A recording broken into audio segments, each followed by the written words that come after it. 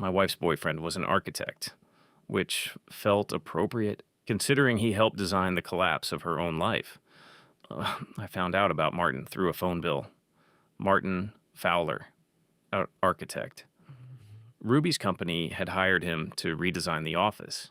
They'd met professionally, which meant the affair had a paper trail older than I'd initially assumed, which meant when I sat down and backtracked the timeline, they'd been at it for almost 2 years before I found the bill with his number on it 19 times in a single month. 19 times in a month is not professional. Ruby worked in brand consulting. She earned well enough that she had her own accounts, her own investments, her own financial identity. She was smart about money in the way that people who grew up without it tend to be. What she wasn't smart about was assuming I didn't notice things. I noticed things. The first thing I noticed 2 weeks after finding the phone bill was that Ruby had begun moving small amounts out of our joint account into her personal savings. Not dramatic amounts. 2,000 here, 5,000 there. The kind of movements that look like normal personal expense management, unless you're watching the pattern. I was watching the pattern. She was building a runway, which told me she was planning to leave, which told me she had a timeline in her head that I wasn't aware of, which meant she had a plan and I needed a better one. I called my cousin Aaron, who is a chartered accountant and the most discreet person I've ever met in my life, and I told him I needed help understanding my financial exposure in a potential divorce scenario. Aaron didn't ask questions. He just came over on a Saturday, sat at my kitchen table for 3 hours, and at the end of it, I had a clear picture of what I was looking at. The picture was not entirely in my favorite joint assets, her contributions to the household, the way we'd structured certain investments together. A straightforward divorce was going to cost me significantly, unless Ruby was the party at fault. Adultery in the right legal jurisdiction and with the right documentation changes the calculus. I started documenting. I want to tell you about Martin for a second because Martin matters to this story in a way that took me a while to engineer. Martin Fowler was by all accounts a decent-looking man with a good job and a very high opinion of himself. His Instagram was the kind that makes you tired just scrolling it. Curated travel content, architecture photography, the occasional charitable gesture, photographed just carefully enough to look accidental. He had a long-term girlfriend named Tanya, who he'd been with for 4 years and who appeared in approximately 40% of his posts. Tanya. I looked at Tanya's profile for a long time. She seemed like a perfectly nice person who had no idea what her boyfriend was doing with his Tuesdays and Thursdays. The financial moves came first. Ruby's biggest professional asset, the thing that made her valuable to her firm and to clients, was her personal brand. She was well-networked, well-regarded, had spent years building a reputation as someone reliable and sharp. I did not attack her reputation. I want to be clear about that. I did not make calls, spread rumors, or do anything that directly touched her professional life. That's not my style, and it's also stupid. What I did was more structural. 3 years earlier, Ruby had asked me to co-sign a business loan for a small side project she'd wanted to launch. A brand consulting boutique she'd dreamed about running independently. The project had never been launched. She changed her mind. The loan had been repaid, no harm done, but the loan application was still on file.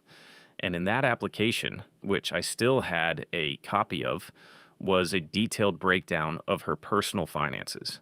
Assets, liabilities, the works, which she had submitted under my co-signature.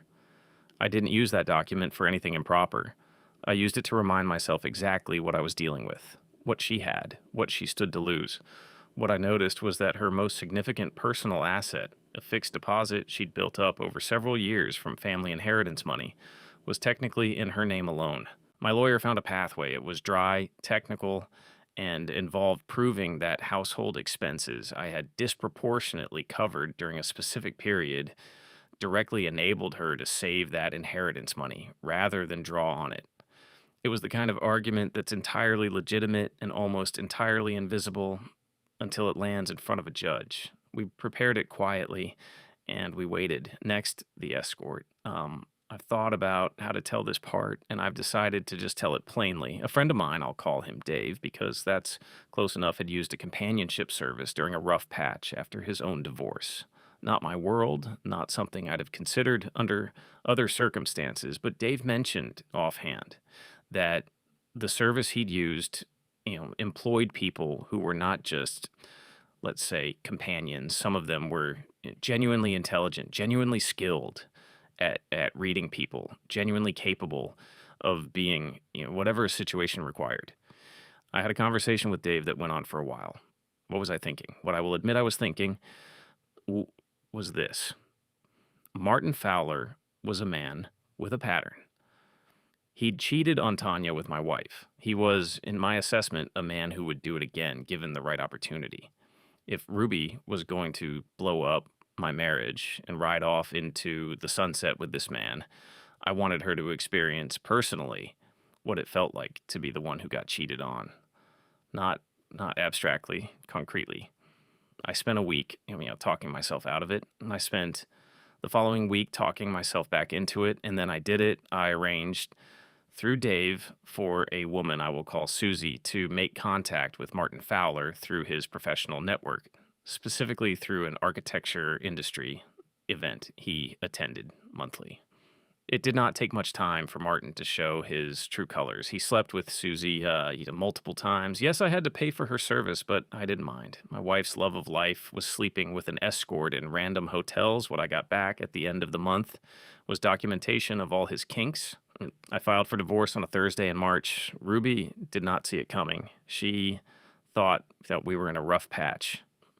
She thought she was managing me. Her lawyer was good, mine was better, and I'd given mine more to work with. The inheritance fixed deposit argument held.